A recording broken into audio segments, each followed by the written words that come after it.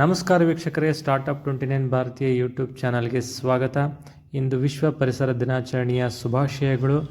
ಬನ್ನಿ, ಕಾಡು ಪ್ರದೇಶಗಳಲ್ಲಿ ಸಾವಿರಾರು ಗಿಡಗಳನ್ನು ಪ್ರತಿ ವರ್ಷ ನೆಡ್ತಾ ಇರ್ತಕ್ಕಂಥ ಮಾತೃ ಫೌಂಡೇಶನ್ ಸಂಸ್ಥಾಪಕ ಹತ್ರ ನಾವು ಇವತ್ತು ಮಾತಾಡ್ತಾ ಇದ್ದೀವಿ. ಬನ್ನಿ ಅವ್ರ ಹತ್ರ ಮಾತಾಡೋಣ, ಪರಿಸರ ಸಂರಕ್ಷಣೆಯ ವಿಷಯಗಳನ್ನ ತಿಳ್ಕೊಳ್ಳೋಣ. ಚಂದ್ರೋಣ, ಇದೇನಾ ಮಾತೃ ಫೌಂಡೇಶನ್? ಮಾತೃ ಫೌಂಡೇಶನ್ ರಿಜಿಸ್ಟರ್ಡ್ ಆಫೀಸ್ಲೇನೆ ಆರ್ ಚಂದ್ರಕುಮಾರ್ ಅಂತ ಹೇಳಿ ಅಡ್ವೊಕೇಟ್ ಅವರ ಯಾವಾಗ ಸ್ಟಾರ್ಟ್ ಆಯಿತು, ಏನೇನು ಅಭಿಯಾನ ಇದೆ? 2023 ಪ್ರಾರಂಭ ಆಗಿತ್ತು. ಒನ್ಬೆಟ್ಟಹೊಸೂರಿನಲ್ಲಿ ಒಂದು ಕಾರ್ಯಕ್ರಮ 2000 ಗಿಡ, ಆನಂತರ ಇಜ್ಜಲಘಟ್ಟದಲ್ಲಿ ಅಲ್ಲೂ 5000 ಗಿಡ ನೆಟ್ಟಿದ್ದೀವಿ ಫಾರೆಸ್ಟ್ ಲ್ಯಾಂಡ್ ಅಲ್ಲಿ. 3ನೇ ಕಾರ್ಯಕ್ರಮ ಈಗ ಅಂಕುಶಪುರ ಮತ್ತು ಕಾಚನಹಳ್ಳಿ ಫಾರೆಸ್ಟ್ ಅರಣ್ಯ ಇಲಾಖೆ ಸಹಯೋಗದೊಂದಿಗೆ ಮತ್ತೆ 5000 ಗಿಡ ನೆಟ್ಟಿದ್ದೀವಿ. ಈಗ ಶನಿವಾರ 14 ತಾರೀಕು ಇಲ್ಲಿವರೆಗೆ ನೀರು ಹಾಕಿ ಈ ಮೊನ್ನೆ ಕಾರ್ಯಕ್ರಮ ಮುಗಿಸಿಕೊಂಡಿದ್ದೀವಿ. ನಮ್ಮ ಅಧ್ಯಕ್ಷರು ಇದ್ದಾರೆ ಇಲ್ಲ ಆಫೀಸ್. ಬನ್ನಿ ಮಾತಾಡ್ಸೋಣ. ಸರ್ ನಮಸ್ತೆ. ನಮಸ್ಕಾರ ಸರ್. ನಮಸ್ಕಾರ. ನಿಮ್ಮ ನೋಡೋಣ ಅಂತ ನಾವು ತುಮಕೂರಿಂದ ಬಂದಿದ್ದೀವಿ. ಧನ್ಯವಾದಗಳು. ಹೆಸರು ಮಧು ಅಂತ. ನಮಸ್ಕಾರ. ನಾವು ಯೂಟ್ಯೂಬ್ ಚಾನಲ್ ಸ್ಟಾರ್ಟ್ಅಪ್ 29 ಭಾರತೀಯ ಯೂಟ್ಯೂಬ್ ಚಾನಲ್ ಬಂದಿದ್ದೀವಿ. ಸೊ ನೀವು ಮಾಡುವಂಥ ಸೋಷಿಯಲ್ ಸರ್ವಿಸು, ಅರಣ್ಯ ಪ್ರದೇಶಗಳಲ್ಲಿ ಗಿಡವನ್ನು ನೆಡೋದು, ಅದೆಲ್ಲ ನಮಗೆ ನಮ್ಮೂರಿನ ಚಂದ್ರಣ್ಣ ಅವರಿಂದ ಗೊತ್ತಾಯಿತು. ಇವರು ನಾವಲ್ಲಿ ಒಂದೇ ಊರವರು. ಸೋಷಿಯಲ್ ಸರ್ವಿಸ್ ಎಲ್ಲ ಎಲ್ರಿಗೂ ಗೊತ್ತಾಗ್ಲಿ, ಎಲ್ರಿಗೂ ಒಂದು ಅವೇರ್ನೆಸ್ ಬರಲಿ ಅಂತ ಮಾಡ್ತಾ ಇದ್ದೀರಾ. ಅದಿನ್ನೂ ಫಾಸ್ಟ್ ಆಗಿ ಜನಗಳಿಗೆ ಮುಟ್ಲಿ. ಮನೆಗೊಂದು ಮರ, ಊರಿಗೊಂದು ವನ ಅಂತ ಗಾದೆ ಮಾತಿದೆ. ಅದೇ ತರ ಅರಣ್ಯ ಪ್ರದೇಶಗಳಲ್ಲಿ ಗಿಡಗಳನ್ನ ನೆಡುವಂತ ಒಂದು ಕೆಲಸಕ್ಕೆ ಕೈ ಹಾಕಿದ್ರ. ಸಾವಿರಾರು ಗಿಡಗಳನ್ನ ನೆಡ್ತಾ ಇದ್ದೀರಾ. ಇದ್ರ ಬಗ್ಗೆ ನಾವೊಂದು ಮಾಹಿತಿನ ತಿಳ್ಕೊಳಕ್ಕೋಸ್ಕರ ನಾನು ಬಂದೆ. ದಯವಿಟ್ಟು ಏನಾದ್ರು ಒಂದು ತಿಳಿಸಿ. ಒಂದು ಆರ್ ಚಂದ್ರಕುಮಾರ್ ಅಂತೇಳಿ, ಮೂಲತಃ ನಾವು ನಾಗಮಂಗಲ ವಾಸಿಗಳು, ಕಾಚನಹಳ್ಳಿ ಗ್ರಾಮ. ನಾವು ಓದಿದ್ದೆಲ್ಲ ಸರ್ಕಾರಿ ಶಾಲೆಗಳಲ್ಲೇ ಓದಿದ್ದು. ತುಂಬ ಶ್ರಮ ವಹಿಸಿ ಒಂದು ಉನ್ನತ ವಿದ್ಯಾಭ್ಯಾಸ ಮಾಡಿ ಬೆಂಗಳೂರಿಗೆ ಬಂದು ವಕೀಲ ವೃತ್ತಿ ಆರಂಭಿಸಿ, ಆನಂತರ ಸಂಸಾರ ಎಲ್ಲ ನಿಭಾಯಿಸಿ ಒಂದು ಹಂತಕ್ಕೆ ಬಂದಾದ್ಮೇಲೆ, ದೇವರು ಸ್ವಲ್ಪ ನಮ್ಗೆ ಶಕ್ತಿ ಕೊಟ್ಟಾದ್ಮೇಲೆ ಸಮಾಜಕ್ಕೆ ನಾವೇನಾದರೂ ಒಂದು ಋಣ ತೀರಿಸ್ಬೇಕಲ್ವ ಅಲ್ವಾ. ಮನುಷ್ಯ ಅಂದರೆ ಈಗ ಹುಟ್ಟಿನಿಂದ ಸಾಯೋವರೆಗೂ ಸಮಸ್ಯೆ ಇದ್ದೇ ಇರ್ತದೆ ಮನುಷ್ಯನಿಗೆ. ಒಂದಲ್ಲ ಒಂದು ಸಮಸ್ಯೆ ಇರ್ತದೆ. ಮೊದಲು ವಿದ್ಯಾರ್ಥಿ ಜೀವನ, ಆಮೇಲೆ ವೃತ್ತಿ ಜೀವನ, ಆಮೇಲೆ ಸಾಂಸಾರಿಕ ಜೀವನ, ಏನಾದರೂ ಒಂದು, ಆಮೇಲೆ ಮಕ್ಕಳು ಮರಿ, ಇದೆಲ್ಲವೂ ಮನುಷ್ಯದ್ದು part of the life. So ಇದ್ರ ಹೊರತಾಗಿ ನಾವು ಏನಂತೀವಿ, ನಮ್ಮ ಸ್ವಾರ್ಥ ಅಂತ ಅನ್ಕೋಬೋದು, ನಮ್ಮ ಕರ್ತವ್ಯ ಅಂತ ಹೇಳ್ತೀವಿ. ನಿಸ್ವಾರ್ಥವಾಗಿ ನಾವೇನೂ ಸಹ ನಿರೀಕ್ಷೆ ಮಾಡ್ದಲೇ ಇವಾಗೆಲ್ಲ ಮಕ್ಕಳನ್ನ ಸಾಕೋದು, ಸಂಸಾರ ಸಾಕೋದೆಲ್ಲ ನಮ್ಗೆ ಸ್ವಾರ್ಥ ನಿರೀಕ್ಷೆ ಇರುತ್ತೆ. ನಮ್ಗೆ ಅವ್ರಿಂದ ಪ್ರೀತಿನೋ ಇಲ್ಲ ನಮ್ಮ ವಯಸ್ಸಾದಾಗ ಒಂದು ಸಿಗಿ ಇರ್ತೀವಿ. ಸೊ ನಿಸ್ವಾರ್ಥವಾಗಿ ಸಮಾಜಕ್ಕೆ ಕೊಡ್ಬೇಕಲ್ವ ನಾವು. ಹಾಗಾಗಿ ಕೊಡುಗೆ ಕೊಡಲೇಬೇಕು ನಮ್ಮ ಶಕ್ತಿ ಅನುಸಾರ. ಅದು ಮುಂದಿನ ಪೀಳಿಗೆಗೂ ಒಂದು ಅನುಕೂಲ ಆಗುತ್ತೆ ನಾವು ನಿಸ್ವಾರ್ಥ. ಸೊ ಹಾಗಾಗಿ ನಾವೆಲ್ಲ ಸ್ನೇಹಿತರುಗಳು, ವಕೀಲರುಗಳೆಲ್ಲ ಸೇರ್ಕೊಂಡು ಒಂದು ಥರ ಚರ್ಚೆ ಮಾಡಬೇಕಾದ್ರೆ ಏನು ಯಾವ ಕಾನ್ಸೆಪ್ಟಲ್ಲಿ ನಾವು ಮಾಡ್ಬೋದು, ಏನು ಮಾಡ್ಬೋದು ಅಂತ. ಫಸ್ಟ್ ನಾವು ಏನಾದರೂ ಮಾಡೋಕ್ಕಿಂತ ಮುಂಚೆ ಒಂದು ಫೌಂಡೇಶನ್ ಅಂತ ಮಾಡೋಣ, ಚಾರಿಟಬಲ್ ಟ್ರಸ್ಟ್ ಮಾಡೋಣ. ಸೊ ಅದಾದ ನಂತರ ಮುಂದಿನ ಕಾರ್ಯಕ್ರಮ ಏನು ಮಾಡಬೇಕು ಅಂತೇಳಿ ರೂಪರೇಷೆ ಹಾಕೋಣ ಅಂತೇಳಿ ಮೊದಲನೇ ಬಾರಿಗೆ ಏನು ಮಾಡಿದ್ವಿ, ನಾವು ಒಂದು 5 ಜನ ಸೇರ್ಕೊಂಡು ಟ್ರಸ್ಟ್ ಮಾಡಿದ್ವಿ. ನಾನು, ಮಾಯಣ್ಣಗೌಡ ಎನ್ನಾರ್ ಅಂತೇಳಿ ನನ್ನ ಬಾಲ್ಯ ಸ್ನೇಹಿತ, ಆಮೇಲೆ ನಮ್ಮ ಸಹೋದ್ಯೋಗಿಯರ ಅಂತ ಹರೀಶ್ ಅವರು, ಬಾಲರಾಜ್ ಅವರು, ಆನಂತರ ಮಂಜುನಾಥ್ ಜಿ ಅವರು. ಇಷ್ಟು ಜನ ಫೌಂಡರ್ ಮೆಂಬರ್ಗಳು. ನಾವು 5 ಜನ ಸೇರ್ಕೊಂಡು ಒಂದು ಟ್ರಸ್ಟ್ನ ನೋಂದಾಯಿಸ್ಕೊಂಡು ಆನಂತರ ಒಂದು ಮೀಟಿಂಗ್ ಕರ್ಕೊಂಡ್ವಿ. ಇದಾಗಿದ್ದು 2023ರಲ್ಲಿ. ಏನಾದರೂ ಒಂದು ಕಾರ್ಯಕ್ರಮ ಮಾಡಬೇಕಲ್ಲ ಅಂದಾಗ ನಾವು ಅದಕ್ಕಿಂತ ಮುಂಚೆ ಒಂದು ನಮ್ಮ ಸ್ನೇಹಿತರು ಕರಿಘಟ್ಟದಲ್ಲಿ, ಶ್ರೀರಂಗಪಟ್ಟಣದ ಕರಿಘಟ್ಟದಲ್ಲಿ ಒಂದು ಕಾರ್ಯಕ್ರಮ ಮಾಡಿದ್ವಿ. ಪರಿಸರ ದಿನಾಚರಣೆ ಪ್ರಯುಕ್ತ ಹೈಕೋರ್ಟ್ ನ್ಯಾಯಮೂರ್ತಿಗಳು ಎಲ್ಲ ಸೇರ್ಕೊಂಡು ಒಂದು ಕಾರ್ಯಕ್ರಮ ಮಾಡಿದ್ದಾರೆ ಅರಣ್ಯ ಇಲಾಖೆ ಸಭೆಯಲ್ಲಿ. ಈಗ ಅತಿ ಅವಶ್ಯಕತೆ ಇದೆ ಅನ್ಕೊಂಡ್ವಿ ನಾವು. ಯಾಕೆಂದ್ರೆ ಇದು ಪರಿಸರ ನಾಶ ಆಗ್ತಾ ಇದೆ, ಜಾಗತಿಕ ತಾಪಮಾನ ಆಗ್ತಾ ಇದೆ, ನೀವು ನೋಡ್ತಾ ಇದ್ದೀರಾ, ವ್ಯತ್ಯಾಸ ಆಗ್ತಾ ಇರೋದ್ರಿಂದ ಮುಂದಿನ ಪೀಳಿಗೆಗೆ ಇದು ಬಹುಮುಖ್ಯ ಅಂತ ಅನಿಸ್ತು ನಮಗೆ. ಸೊ ಈ ಕಾನ್ಸೆಪ್ಟ್ ಅಲ್ಲಿ ನಾವು ಮಾಡೋಣ ಅಂತೇಳಿ ನಾವು ಅವತ್ತೇ ತೀರ್ಮಾನ ಮಾಡಿ ಒಂದು ಸ್ಥಳ ನಿಗದಿ ಮಾಡಿಕೊಂಡು 2023ರಲ್ಲಿ ಜುಲೈನಲ್ಲಿ ಮೊದಲನೇ ಬಾರಿದಾಗಿ ನಾಗಮಂಗಲದಲ್ಲಿ ಒಣಬೆಟ್ಟಹೊಸೂರು ಅಂತ ಇದೆ, ಒಂದು 3000 ಗಿಡಗಳನ್ನ ನಾವು ಪ್ಲಾಂಟೇಶನ್ ಮಾಡಿದ್ವಿ. ನಮ್ಮ ಸ್ನೇಹಿತರೊಳಗ ನಾವೆಲ್ಲ ಸೇರಿಸ್ಕೊಂಡು, ಯಾರಾದರೂ ನಮ್ಮ ಹಿರಿಯ ವಕೀಲರು ಬಿಟ್ಟರೆ ಅದನ್ನು ತಗೊಂಡು ಮಾಡಿದ್ವಿ. ಮೊದಲನೇ ಕಾರ್ಯಕ್ರಮ ಒಂದು 5 ಜನ ನ್ಯಾಯಮೂರ್ತಿಗಳು ಬಂದಿದ್ರು. DM ಶ್ಯಾಮ್ ಪ್ರಸಾದ್ ಅವರು, ಆಮೇಲೆ ನರೇಂದ್ರ ಪ್ರಸಾದ್ ಸಾರು, ಶಿಶಿಂದ್ರೇಶ್ ಅವರು, ರಾಚಯ್ಯನವರು, ವಿಜಯ್ ಕುಮಾರ್ ಪಾಟೀಲ್ ಅಂತ 5 ಜನ ನ್ಯಾಯಮೂರ್ತಿಗಳು ಬಂದು ಬೆಟ್ಟದ ತುದಿನಲ್ಲಿ ಮಾಡಿದ್ವಿ. ಅದು ನಿಜವಾಗ್ಲೂ ಹೇಳ್ಬೇಕಂದ್ರೆ ಆಮೇಲೆ ನಮ್ಮ ಸಂಘದ ಅಧ್ಯಕ್ಷರು, ಈಗಲೂ ಅಧ್ಯಕ್ಷ ಆಗಿದ್ದಾರೆ ವಿವೇಕ್ ಸುಬ್ಬಾರೆಡ್ಡಿ ಅಂತ, ಅವ್ರ ಸಹಕಾರ ವಕೀಲರ ಸಂಘದ ಅಧ್ಯಕ್ಷರು. ಆಮೇಲೆ ನಮ್ಮ ಜಿಲ್ಲೆಯ 7 ತಾಲೂಕುಗಳ ಎಲ್ಲ ವಕೀಲರ ಸಂಘದ ಸದಸ್ಯರುಗಳ ಸೇರಿಸ್ಕೊಂಡು ನಾವು ಕಾರ್ಯಕ್ರಮ ಮಾಡಿದ್ವಿ. ತುಂಬಾ ಚೆನ್ನಾಗಿ ಅಚ್ಚುಕಟ್ಟಾಗಿ ಬಂತು. ಆಮೇಲೆ ಅದರ ಜೊತೆಗೆ ಇದು ಕಾರ್ಯಕ್ರಮ ನಮಗೆ ನ್ಯಾಯಮೂರ್ತಿಗಳು ಹೇಳಿದ್ರು, ಜಸ್ಟ್ ನೀವು ಬರೀ ಅಡ್ವೊಕೇಟ್ಸ್ ಜಡ್ಜಸ್ ಹೋಗಿ ನಾವು ಕಾರ್ಯಕ್ರಮ ಮಾಡ್ಬಿಟ್ಟು ಬಂದರೆ ಅದು ಸಕ್ಸಸ್ ಆಗಲ್ಲ. ಇದು ನೀವು ಮಾಡ್ತಾ ಇರೋದು ಅರಿವಿನ ಕಾರ್ಯಕ್ರಮ. ನೀವು ನೋಡುವಂಥದ್ದು 2,000-3,000 ಗಿಡ ಇಡೀ ಪ್ರಪಂಚಕ್ಕೆ ಗಾಳಿ ಕೊಡೋಕೆ ಆಗದೆ ಇರುವುದು. ಸೊ ಸಾರ್ವಜನಿಕರಲ್ಲಿ ಅರಿವು ಮೂಡುವಂಥ ಕಾರ್ಯಕ್ರಮ ಇದು. ಸೊ ಸಾರ್ವಜನಿಕರ ಅರಿವು ಮೂಡಬೇಕಂದ್ರೆ ಬೇಸಿಕಲ್ಲಿ ಯಾರಿಗಾದ್ರೂ ಇಲ್ಲ ಗ್ರಾಮಸ್ಥರು ಸೇರಿಸ್ಕೋಬೇಕು, ಇಲ್ಲ ಮಕ್ಕಳುಗಳು ಬೆಳೀತಾ ಇರೋಂಥ ಮಕ್ಕಳುಗಳನ್ನ ನೀವು ಪರಿಗಣನೆ ತಗೋಬೇಕು ಅಂದಾಗ ನಮ್ಗೆ ಅನ್ನಿಸ್ತು NSS ಘಟಕ ತಲಕಲ್ಲಿ ಎಲ್ಲ ಕಾಲೇಜಲ್ಲಿ NSS. ಸೊ ಹಾಗಾಗಿ ಪದವಿ ಪೂರ್ವ ಕಾಲೇಜು ನಾನು ಓದಿರೋಂಥ ಕಾಲೇಜಿನಲ್ಲಿ ಇವಾಗ ಮುಂಚೆ NSS ಘಟಕದ ಲೀಡರ್ ಇತ್ತು ಚಂದ್ರಶೇಖರ್ ಅಂತ, ಅವ್ರನ್ನ ಕಾಂಟ್ಯಾಕ್ಟ್ ಮಾಡಿ ಅವ್ರನ್ನ ಕೋಆರ್ಡಿನೇಟ್ ತಗೊಂಡು ಅವರೊಂದು 100 ಜನ ಬಂದರು. ಸೊ ಕಾರ್ಯಕ್ರಮ ಫಿಕ್ಸ್ ಆಯಿತು. NSS ಘಟಕದ ವಿದ್ಯಾರ್ಥಿಗಳನ್ನೆಲ್ಲ ನಾವು ಸಹಕಾರ ಕೇಳಿದ್ವಿ, ಅವರು ಬಂದು ಮೊದಲನೇ ಕಾರ್ಯಕ್ರಮ ಒಂದು 3,000 ಗಿಡಗಳನ್ನ ಇಟ್ವಿ.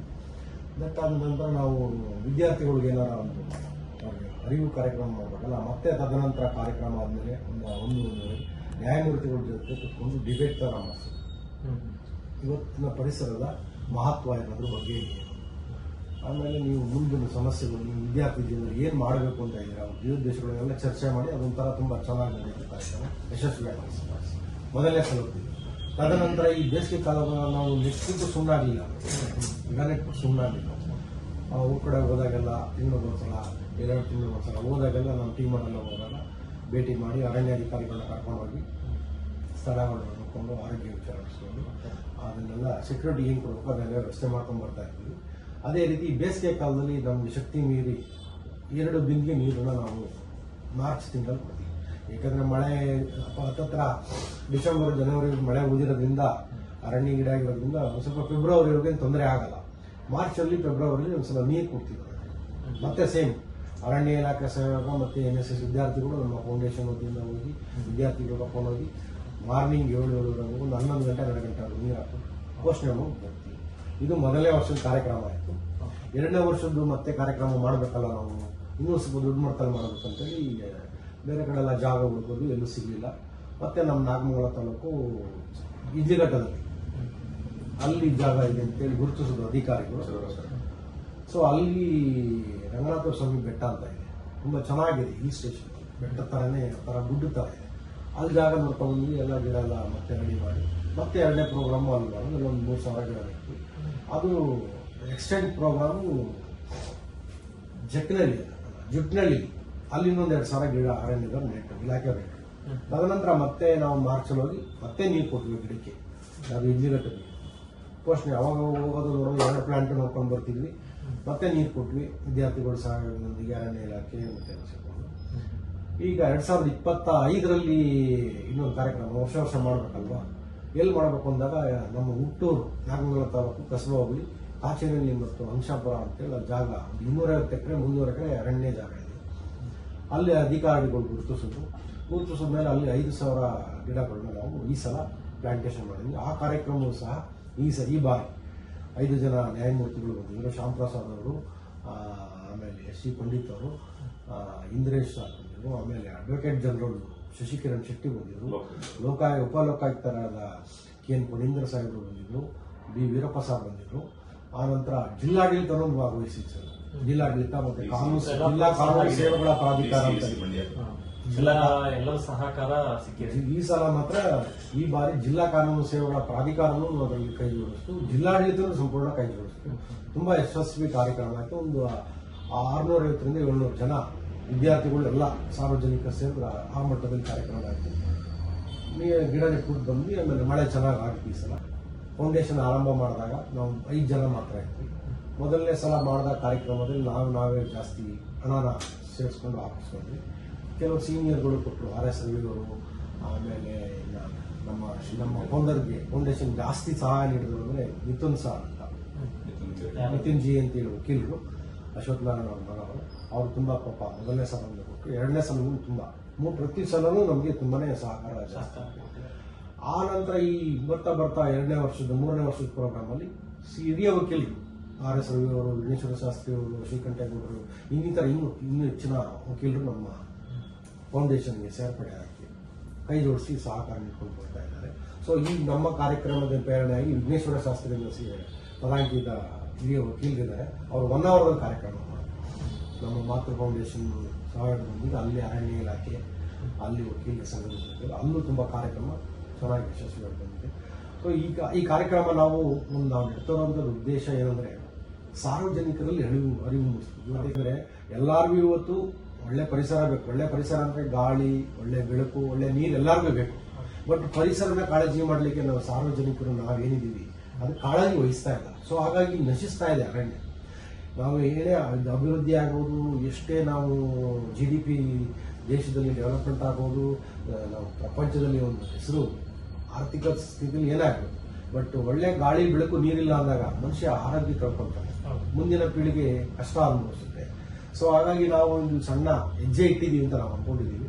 ಇನ್ನು ಮುಂದಕ್ಕೆ ನಮ್ಮ ಥರನೇ ಇನ್ನೂ ಸ್ನೇಹಿತರುಗಳು ಎಲ್ಲ ತಾಲೂಕಿನಲ್ಲೂ ಒಂದು ಫೌಂಡೇಶನ್, ಒಂದೇನೋ ಸಂಸ್ಥೆಗಳನ್ನು ಮಾಡಿಕೊಂಡು ಇನ್ನೂ ಹೆಚ್ಚಿನ ಸಂಘಟನೆ ಮಾಡಿ ಈ ಥರ ಸೇವೆ ಮಾಡ್ಕೊಂಡ್ರೆ ಇದು ದೊಡ್ಡ ಮಟ್ಟದಲ್ಲಿ ಒಂದು ಕ್ರಾಂತಿ ಆಗ್ಬೋದು. ಹಸಿರು ಕ್ರಾಂತಿ ಅಂತೇಳಿ ಅವ್ರು ಮಾಡಿದ್ರು, ಇದು ಪರಿಸರ ಕ್ರಾಂತಿ ಅಂದಾಗ ವನ ಮಹೋತ್ಸವ ಅಂತೇಳಿ ಈ ಸರ್ಕಾರನೇ ಎಲ್ಲ ಮಾಡೋಕ್ಕಾಗಲ್ಲ, ಎಷ್ಟೊಂದು ಮಾಡ್ಲಿಕ್ಕೆ ಸಾರ್ವಜನಿಕರು ಕೈ ಜೋಡಿಸ್ಬೇಕು. ಹಾಗಾಗಿ ನಾವು ನಮ್ಮ ಯೂಟ್ಯೂಬ್ ಮುಖಾಂತರ ಸಾರ್ವಜನಿಕರಲ್ಲಿ ಮನವಿ ಮಾಡ್ಕೊಳ್ಳೋದಂದ್ರೆ ತಾವು ಸಹ ಪ್ರೇರಣೆಗೊಂಡು ಜೂನ್ ತಿಂಗಳಲ್ಲಿ ಮಳೆ ಸ್ಟಾರ್ಟ್ ಆಗುತ್ತೆ, ನಿಮ್ಮ ಕೈಲಾದಷ್ಟು ತೋಟದ ಬದಿನಲ್ಲಿ ಈಗೆಲ್ಲ ಅರಣ್ಯ ಇಲಾಖೆ ಎಲ್ಲ ತಾಲೂಕು ಹೋಬಳಿನಲ್ಲಿ ಅರಣ್ಯ ಸಸ್ಯಕ್ಷೇತ್ರ ಅಂತ ಇದೆ, ಉಚಿತವಾಗಿ ಸರ್ಕಾರದವರೇ ಕೊಡ್ತಾರೆ ನಿಮ್ಗೆ RTC ತಗೊಂಡೋಗ್ತಾರೆ. ಸೊ ತಾವು ಒಂದು 10 ಗಿಡ 15 ಗಿಡ ಬೇವಿನ ಮರ, ಹತ್ತಿ ಮರ, ನಾವು ಇದೇ ಥರ ಇರ್ತಾರೆ ಹತ್ತಿ, ಆಲ್ಸು, ನೇರ್ಲೆ, ಮತ್ತಿ, ಆಲ, ಬೇವು, ಯಾಕೆಂದ್ರೆ ಪಕ್ಷಿಗಳಿಗೂ ಅದು ಆಹಾರ ಆಗ್ಬೇಕು. ಪಕ್ಷಿಗಳಿಗೆ ಆಹಾರ ಇದ್ರೇನೆ ವನ ಬೆಳೆಯೋದು.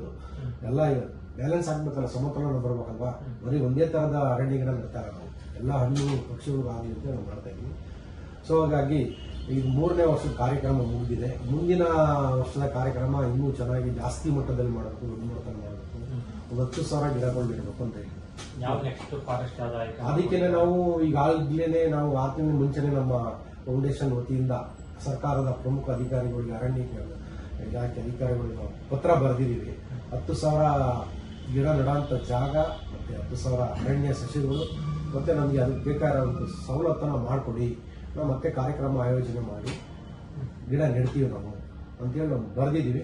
ಅದು ಇನ್ನೂ ಇಲಾಖೆಯಿಂದ ನಮಗಿನ್ನೂ ಮರುತ್ತರ ಬಂದಿಲ್ಲ, ನಾವು ಮಾಡ್ತೀವಿ ಅಂತೇಳಿ ನಾವು ಹೇಳ್ತೀವಿ. ಈಗ ಒಂದು ಒಳ್ಳೆ ತಂದಲ್ಲಿ ಏನೋ ಒಂದು ನಾವು ಕೆಲಸ ಮಾಡೋದು 4 ಸ್ನೇಹಿತರು ನೋಡಿ, ಈಗ ನಮ್ಮ ಸ್ನೇಹಿತರು ನಾವು 5 ಜನ ಅಂತ ಹೇಳ್ತೀವಿ. ಈಗ ಇದೇ ಸ್ನೇಹಿತರು ಕೂತಿದ್ದಾರೆ, ಚಂದ್ರಬಾಪಟ್, ಚಂದ್ರಶೇಖರ್ ಅಂತೇಳಿ, ಇನ್ನೊಬ್ರು ಸಂತೋಷ್ ಅಂತೇಳಿ, ಹರ್ಷವರ್ಧನ್ ಅಂತೇಳಿ, ಮಂಜು ಅಂತೇಳಿ, ಈ ಥರ ನಮ್ಮ ಯುವಕರು ಸಹ ಜಾಸ್ತಿ ಸೇರ್ಪಡೆ ಆಗ್ತಾ ಇದ್ದಾರೆ ತಂಡಕ್ಕೆ. ಫೌಂಡೇಶನ್ ಅಲ್ಲಿ ಫೌಂಡರ್ ಮೆಂಬರ್ಸ್ 5 ಜನ ಇದ್ದೀವಿ. ಅದಾದ ನಂತರ ನಾವು ಅಧಿಕ ಮಾಡ್ಕೊಂಡು ಹೋಗ್ತಾ ಇದೀವಿ. ಒಂದು 5 ವರ್ಷ ಆದ್ಮೇಲೆ 3-4 ವರ್ಷ ಆದ್ಮೇಲೆ ಮತ್ತೆ ಆ ಟ್ರಸ್ಟ್ನ ಮಾಡಿಫಿಕೇಶನ್ ಮಾಡಿ ಅಧಿಕೃತವಾಗಿ ಸೇರ್ತೀವಿ. ರೆಸಲ್ಯೂಷನ್ ಪಾಸ್ ಮಾಡಿ ನಾವು ಸೇರಿಸ್ಕೊಳ್ತೀವಿ. ಹಾಗಾಗಿ ಅವರ ಸಹಕಾರವೂ ನಮಗೆ ತುಂಬ ಇದೆ, ಅವನ್ನೆಲ್ಲರೂ ಈ ಸಂದರ್ಭದಲ್ಲಿ ನಾವು ತಿಳಿಸ್ಕೊಡ್ತೀವಿ. ಧನ್ಯವಾದ. ನೋಡಿದ್ರಲ್ವ ವೀಕ್ಷಕರೇ, ನಮ್ಮ ವೃತ್ತಿ ಜೀವನದ ಜೊತೆಗೆ ಪರಿಸರ ಸಂರಕ್ಷಣೆಯ ಕಾಳಜಿಯನ್ನು ನಾವು ಮೈಗೂಡಿಸ್ಕೊಳ್ಬೇಕು. ಚಂದ್ರು ಸರ್ ಥರ ಪ್ರತಿ ವರ್ಷ ಸಾವಿರಾರು ಗಿಡಗಳನ್ನು ನೆಡೋಕ್ಕೆ ಆಗದೇ ಇದ್ದರೂ ಕೂಡ ನಮ್ಮ ಮನೆಯ ಸುತ್ತಮುತ್ತ ನಮ್ಮ ಜಮೀನಿನಲ್ಲೇ ಆದರೂ ಕೆಲವೊಂದು ಗಿಡಗಳನ್ನು ನೆಟ್ಟು ಪೋಷಿಸೋಣ, ಪರಿಸರವನ್ನು ಕಾಪಾಡೋಣ ಅಂತ ಹೇಳ್ತಾ, ಈ ವಿಡಿಯೋ ಇಷ್ಟ ನಿಮಗೆ ಆಗಿದ್ದರೆ ದಯವಿಟ್ಟು ಲೈಕ್ ಮಾಡಿ, ಶೇರ್ ಮಾಡಿ, ಸಬ್ಸ್ಕ್ರೈಬ್ ಮಾಡಿ ಹಾಗೂ ಮುಂದಿನ ವಿಡಿಯೋದಲ್ಲಿ ಸಿಗ್ತೀನಿ. ಅಲ್ಲಿವರೆಗೂ ಧನ್ಯವಾದ.